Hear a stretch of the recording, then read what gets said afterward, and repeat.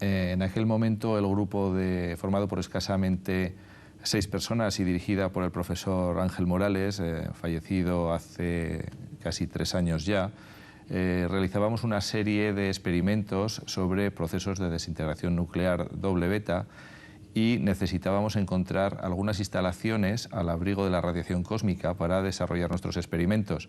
Llevábamos haciendo ya algunos otros en laboratorio subterráneo en Francia, mayoritariamente, y requeríamos una instalación de estas características en España. Buscamos distintos posibles emplazamientos y llegamos a la conclusión de que Canfranc era el lugar idóneo porque teníamos, entre otras cosas, una buena cobertura de roca y además un túnel ferroviario en desuso en el que creíamos que podíamos encontrar algún espacio para ubicar los detectores. Porque ¿qué características le unen a otros laboratorios que hay en Europa o incluso en otras partes del mundo? Bueno, básicamente un laboratorio subterráneo, como su nombre indica, se trata de una instalación científica en la que se desarrollan experimentos protegidos de la radiación cósmica, como digo, por un determinado espesor de roca. De manera que cuanto mayor es ese espesor, más protección tienen los experimentos y, por tanto, más garantías para que tu experimento tenga éxito. En Europa hay muy pocos laboratorios y en todo el mundo, y estos laboratorios, básicamente, como digo, o están bajo tierra o algunos de ellos incluso bajo el agua, en el mar. ¿Qué características comparten? ¿Es el aislamiento y qué se investiga en común en todos estos centros? ¿Tienen algo en común? Sí, como decía, tienen en común esa protección frente a la radiación cósmica, porque lo que intentamos detectar y medir en estos laboratorios es precisamente unas señales tan extremadamente débiles y que se producen con una probabilidad tan escasa que cualquier medida que tuviéramos que realizar en un entorno en superficie, en cualquier otro laboratorio, enmascararía totalmente las medidas de los procesos que nosotros queremos buscar y, por tanto, invalidarían el experimento. Entonces, son medidas sobre radiaciones que vienen hasta la Tierra, ¿no? Bueno, realmente las medidas que se realizan, las que nosotros estamos trabajando, se trata de procesos que se producen en el propio detector, que intenta buscar en muchos casos esa radiación, o bien, como digo, son radiaciones que vienen del espacio, pero que nosotros queremos filtrar para que solo tengamos las que queremos. Sabremos un poquito más con la segunda parte de este reportaje. Carlos Poves llegó a este centro de investigación tras su paso por el laboratorio Gran Sasso en Italia, considerado como el mejor dotado para el estudio del universo. Solo el 5% de materia, energía del universo es del tipo de materia que nosotros conocemos, es decir, de la que nosotros, las estrellas, estamos hechos.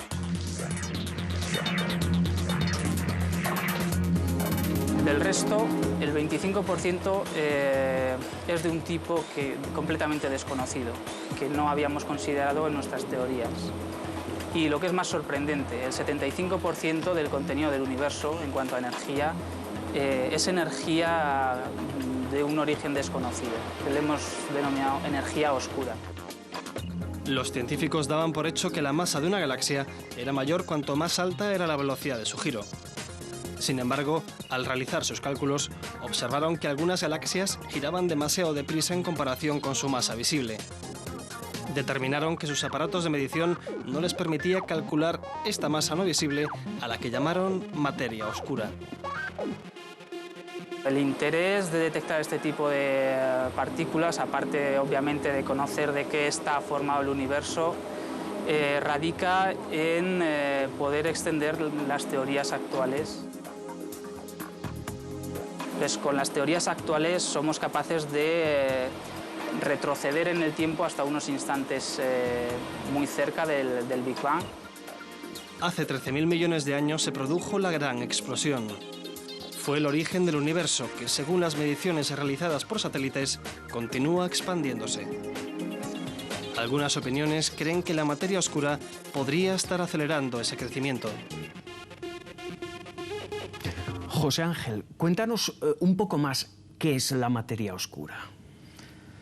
Bueno, pues como acabamos de escuchar, la materia oscura es el componente mayoritario del universo, el componente que rellena todo el universo básicamente y que probablemente en estos momentos nos está rodeando y nosotros somos incapaces de detectarla. Pero si es incapaz, si es casi imposible detectarlo, ¿cómo lo detectan ustedes?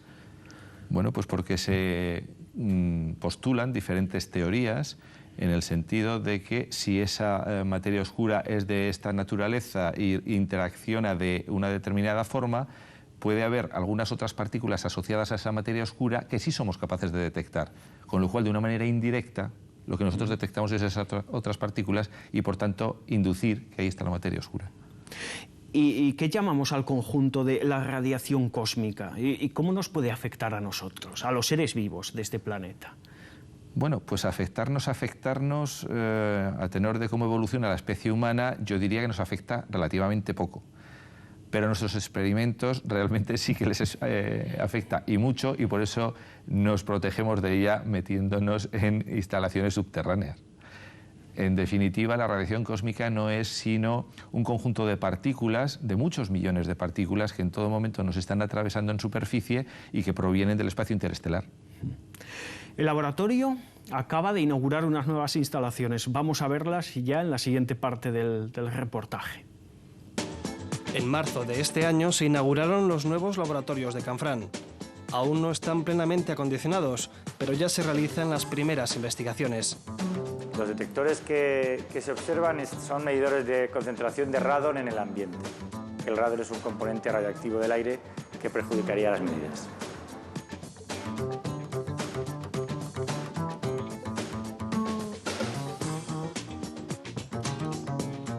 Este es el alma del laboratorio, el sitio donde se instalarán los posibles grandes experimentos que hasta ahora no se podían hacer porque el laboratorio era de reducidas dimensiones. Realmente este laboratorio es el que nos pone a nivel de los demás laboratorios europeos.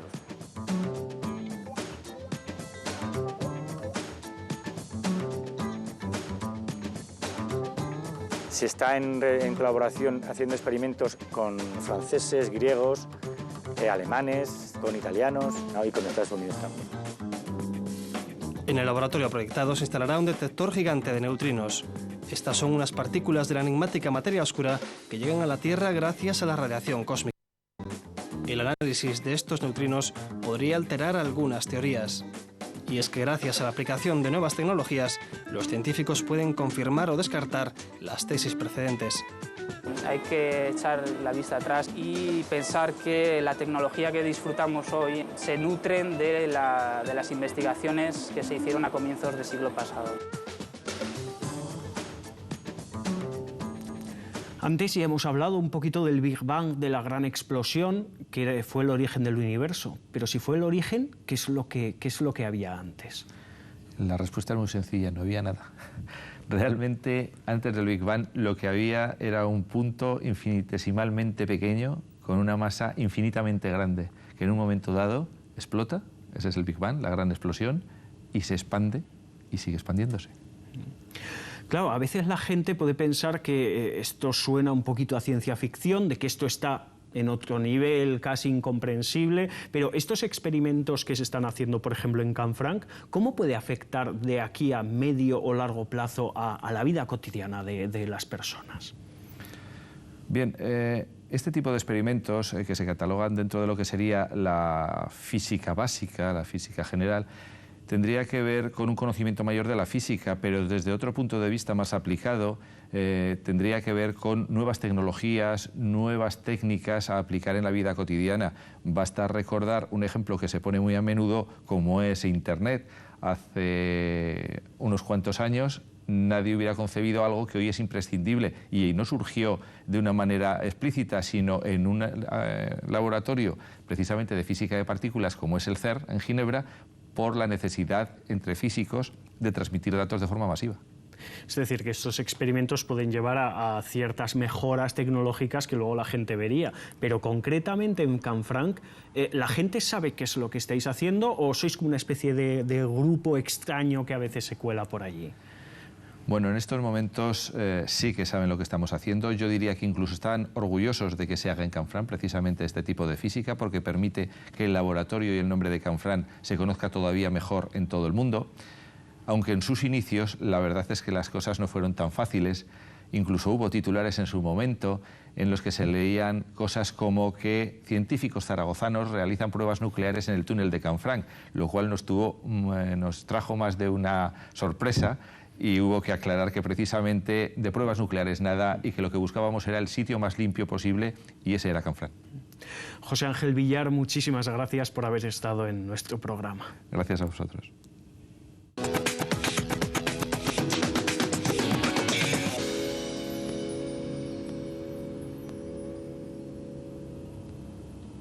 Imágenes impactantes, imágenes curiosas, toda la actualidad sobre ciencias se la ofrecemos en nuestra sección de breves.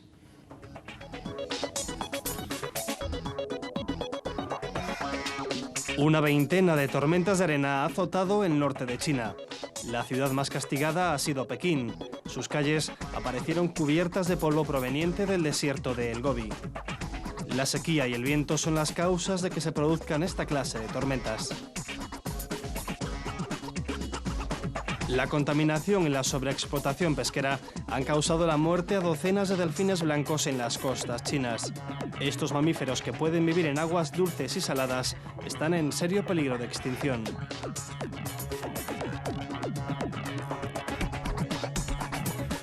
Las empresas japonesas se han propuesto ahorrar aire acondicionado este verano. A partir de ahora, los empleados vestirán ropas ligeras y frescas en lugar de trajes con chaqueta y corbata. A veces uno tiene pesadillas, uno sueña con aquellos años de colegio, sentado en una silla dura como el suelo, escuchando al maestro de física, de química, soltando un lío interminable. Las tablas periódicas, las valencias, eso era imposible, ¿no?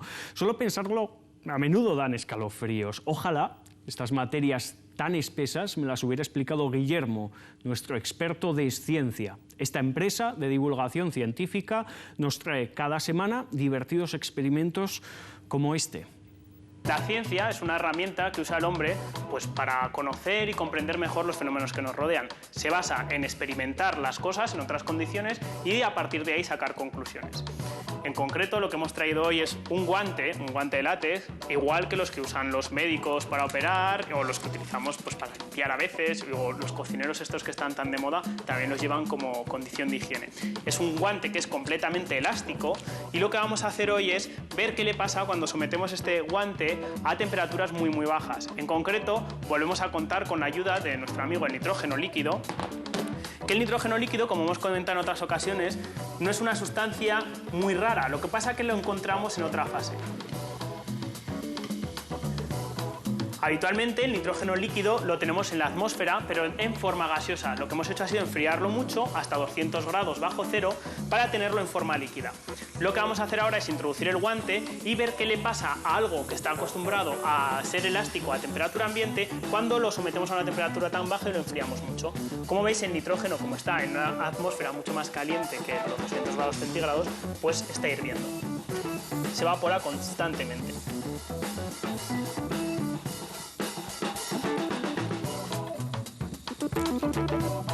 Ya tengo el guante que se ha puesto rígido, como podéis ver.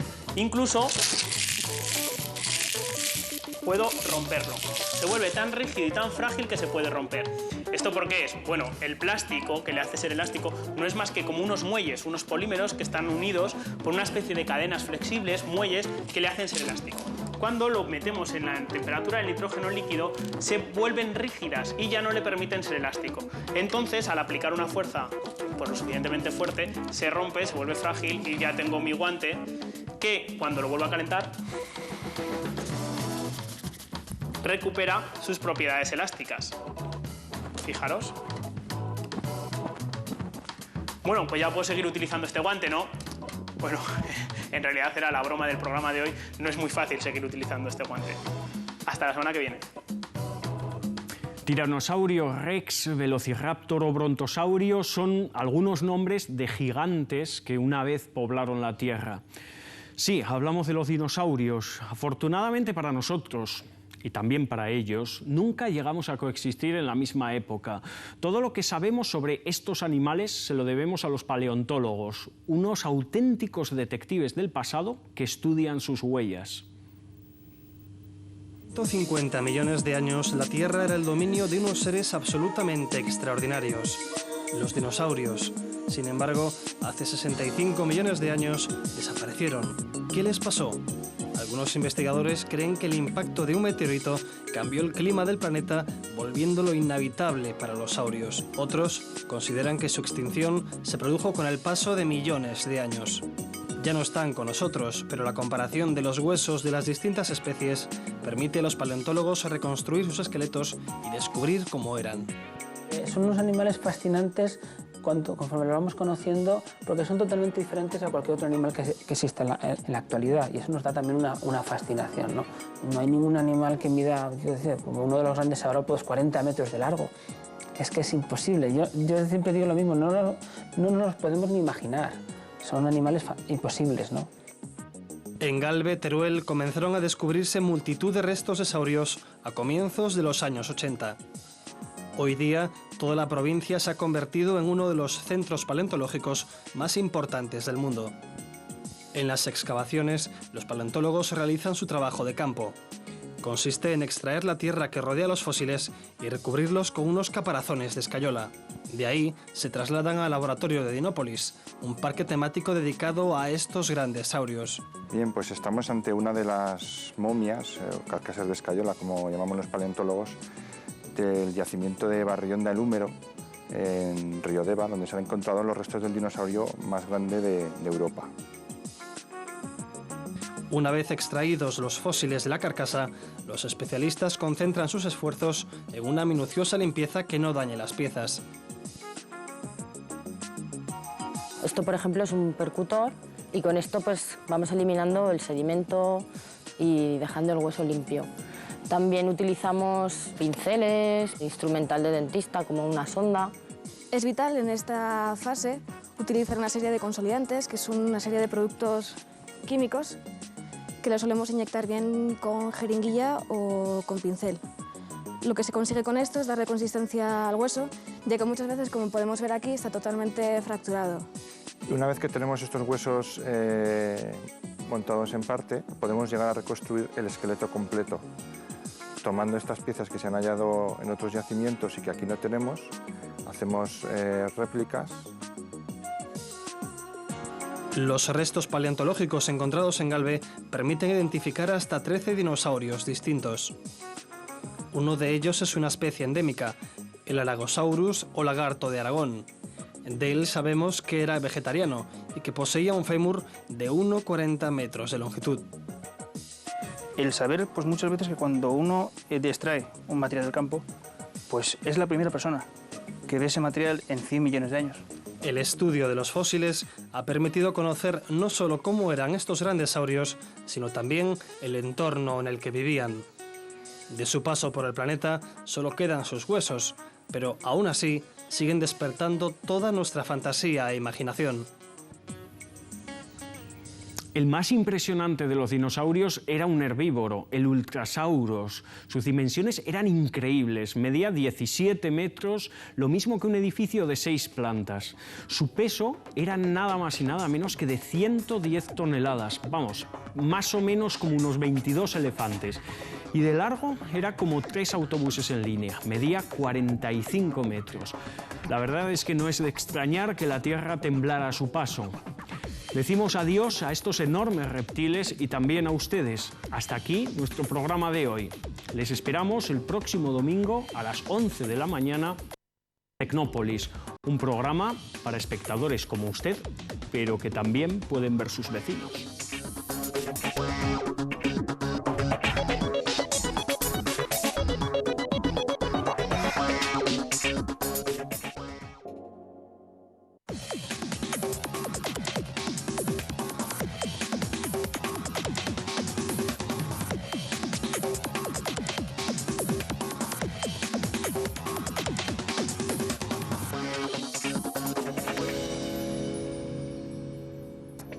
¿Saben qué hace posible que veamos el mundo a nuestro alrededor? Algunos seguro que lo habréis adivinado. Hablamos de la luz. Para los antiguos, este fenómeno era un fuego invisible que salía por los ojos. Ahora, gracias a la ciencia, sabemos que en realidad se trata de una radiación electromagnética que hace visible los objetos. De la luz y otros muchos temas hablaremos en los próximos minutos. Dimensiones, entornos virtuales, de todo esto y mucho más se ocupan en el laboratorio de simulación de la luz. Nos asomaremos al futuro para conocer cómo será la próxima generación de máquinas, robots con inteligencia artificial. Los diseños en papel de Leonardo da Vinci se hacen realidad gracias a un equipo de ingenieros aragoneses. Guillermo de Ciencia nos sorprenderá con un experimento científico desbordante. Muchos creadores han estudiado la luz, los antiguos egipcios para iluminar las tumbas de sus muertos, los impresionistas para reflejar la luminosidad en sus cuadros. Hoy estas investigaciones se siguen haciendo, claro que utilizando tecnologías muy modernas. David Deza, consejero del Laboratorio de Simulación de la Luz. Buenos días. Buenos días, Alberto. ¿Qué es lo que hacéis en el laboratorio? Bueno, el laboratorio es una empresa que se dedica a lo que tradicionalmente se denomina gráficos generados por computadora, ¿no? Lo que pasa es que nosotros trabajamos más en lo que es el mundo de 3 dimensiones. A nosotros nos gusta decir que lo que hacemos es intentar conseguir visualizar las ideas de la gente. ¿A qué me refiero con esto? Suena un poco abstracto, ¿no?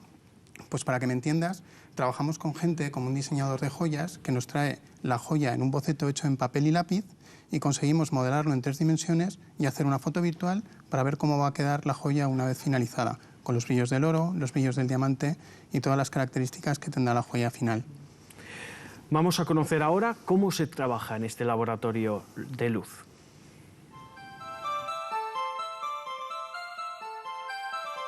Nosotros empezamos trabajando lo que es el tema de simulación de la luz. Lo que hacemos es representar de una manera realista, con realismo físico, cualquier tipo de proyecto, ya sea tanto de arquitectura, de ingeniería, un proyecto cualquiera, comunicación de ideas, etc. Nos vamos siempre a los sectores más importantes, a los proyectos más importantes del mercado. Esto es un personaje que estamos utilizando ahora y aquí le he colocado unos controladores con los que podemos darle una expresividad de momento bastante tosca. Más adelante pues ya será otra cosa. Esto es un germen de lo que será una animación. Intentamos crear el ambiente, intentamos en definitiva que el ojo humano se sienta muy confortablemente atraído por el espacio que se le está representando. Un fotógrafo sale a la calle y su experiencia le hace consumir menos tiempo a la hora de sacar una fotografía. Nosotros, para obtener esa fotografía en un entorno virtual, que crear la escena, tenemos que crear el mundo en el que hay que sacar la fotografía. Otra de las funcionalidades que hemos encontrado para el mundo tridimensional, una vez que están los personajes ya integrados, es interactuar con ellos. Entonces, con el guante podemos activar la función de mano. Entonces, aparece una mano en el mundo tridimensional que es nuestra representación en el mundo virtual.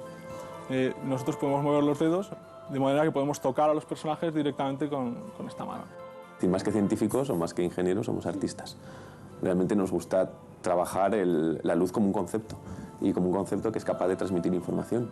De hecho, intentamos acercar nuestros proyectos a una riqueza visual y de contenido más próxima al estereotipo del videoclip musical, de la película cinematográfica, del spot publicitario de televisión. David, ¿es difícil trabajar con algo tan inmaterial como la luz? Es curioso porque la luz es algo a lo que estamos muy acostumbrados, ¿no? Todos los días nos levantamos por la mañana, está el sol allí, damos un interruptor, aparece la luz, ¿no? Sin embargo, las leyes que rigen la luz son muy complejas. Simular el comportamiento de la luz dentro de un ordenador es algo que requiere bastantes estudios. Para solucionar estos problemas, en el laboratorio de simulación de la luz lo que contamos es con un equipo multidisciplinar. Trabajan 5 doctores universitarios de distintas disciplinas, tanto ingenieros informáticos, físicos, matemáticos, diseñadores industriales, ingenieros industriales. Solo con la capacidad de sumadas de cada uno de ellos llegamos a las sinergias necesarias para poder dar el producto final. Uno de vuestros principales clientes es la televisión. ¿Qué hacéis para este medio tan universal? Bueno, para televisión hemos hecho distintos tipos de trabajo, ¿no? Desde la creación de estudios virtuales, animaciones tridimensionales de todo tipo, pero quizás donde más valor damos son en programas de divulgación científica, porque como la empresa tiene una gran carga científica, somos capaces muchas veces de entender mucho mejor el mensaje que se quiere dar y de expresarlo en estos mundos virtuales. Seguimos viendo el reportaje para conocer en detalle uno de los trabajos de esta empresa. Con Televisión Española tenemos un acuerdo para realizar las infografías de divulgación de un espacio que se va a emitir en canales temáticos. Les hicimos una pequeña prueba de lo que éramos capaces de realizar en 2 o 3 días de trabajo. Tenían una idea de visitar el centro de la galaxia, donde según la NASA, bueno, en el centro de la galaxia hay un agujero negro que se ha descubierto y nosotros dijimos, bueno, pues vamos a aproximarnos lo más posible y creamos una peliculita de dibujos animados muy divertida. Un día apareció Javier, nuestro gerente, y dijo, tenéis que hacer una animación de un viaje a un agujero negro en 2 semanas. Y nosotros, vale. Y así llegó a Matacaballo. Entonces diseñamos un guión muy sencillito, pero que fuera efectivo. Es un personaje que sale de paseo por el espacio y se encuentra con un agujero negro que le absorbe. Entonces a nosotros nos servía de introducción a lo que queremos que sea realmente el material de trabajo, es decir, una película, una producción digital en 3D en el que se avance la visualización científica y rigurosa de cómo es un agujero negro, las posibilidades, su comportamiento, qué es lo que sucede cuando está cerca de una estrella. Queríamos hacerlo de una manera gráfica y divertida. A veces bromeamos y cuando estás viendo un atardecer muy bonito con el mar o lo que sea, dices, oh, qué componente especular tan bonita tiene el agua, y soltamos así palabras para hacer la gracia, pero es que además es verdad, pensamos así todo el rato y es lo que hay que hacer, porque la realidad es donde te tienes que fijar para hacer las cosas bien. David, muchas de estas cosas que hemos visto, muchos de estos entornos recuerdan mucho a los videojuegos. ¿Habéis aprendido algo de ellos? Bueno, yo he aprendido mucho porque en mis años jóvenes la verdad es que unas cuantas horas matando marcianitos me he pegado, ¿no? Pero la realidad es que detrás del ocio del videojuego hay una industria muy importante y hay una componente de innovación que la gente, por ser un producto destinado al ocio, no es capaz de reconocer, ¿no? Nosotros aplicamos exactamente las mismas tecnologías que se utilizan en los últimos videojuegos, pero para cosas más útiles, ¿no? Estamos trabajando en un proyecto de simulación de maquinaria que visto desde fuera podría parecer un videojuego, pero sin embargo está destinado a que la gente aprenda a manejar una máquina con unos costes menores y con muchos menores riesgos para el operario que va a utilizar la máquina. Se parece ser que los videojuegos no son tan malos como dicen. También trabajáis con arquitectos. ¿Qué es lo que hacéis? ¿Qué trabajos hacéis en combinación con ellos? Los arquitectos es uno de nuestros clientes con los que más cómodos nos sentimos trabajando. Hacemos varias tareas con ellos. Como te he dicho al principio, nosotros conseguimos visualizar la creatividad de nuestros clientes. Con los arquitectos los que trabajamos es un proceso creativo en el cual ellos nos pasan los bocetos y nosotros construimos en nuestro mundo tridimensional cómo va a ser su edificio. Pero no solo nos quedamos allí, sino que participamos en un proceso interactivo con él, ayudándole a elegir los materiales porque es capaz de visualizar tal y como van a quedar. Y sobre todo, y donde estamos dando un valor añadido con respecto a otras empresas, es en el comportamiento exacto de la luz. Cómo le va a afectar la luz en su edificio, tanto desde un punto de vista estético como desde un punto de vista de mejor aprovechamiento energético y hacer que los edificios sean más sostenibles en el tiempo. Son trabajos de luz en edificios y vamos a ver cómo los hacen. No solamente nos dedicamos a dar pinceladas de luz y representar las cosas, los proyectos o hacer audiovisuales. Ahora ya intentamos incluso incorporar pues, comunicación de ideas, porque también las ideas se comunican a través de la luz. Nuestro trabajo de 50% del tiempo prácticamente es arquitectura. Lo que hacen los arquitectos o las empresas de los gabinetes de arquitectura es proporcionarnos los planos, las memorias de calidad de los edificios, los materiales en los que se van a hacer y también, si es posible, fotografías del entorno en el que se va a colocar el edificio, la obra, y nosotros lo levantamos en 3D. Pero también nos dedicamos a usar la simulación de la luz de forma predictiva para los arquitectos. Entonces aquí tenemos un edificio emblemático que se va a construir en Oriente Próximo y lo que hacemos son estudios de la incidencia del sol a lo largo de todo el año, en los días especiales en los equinoccios. Entonces, esta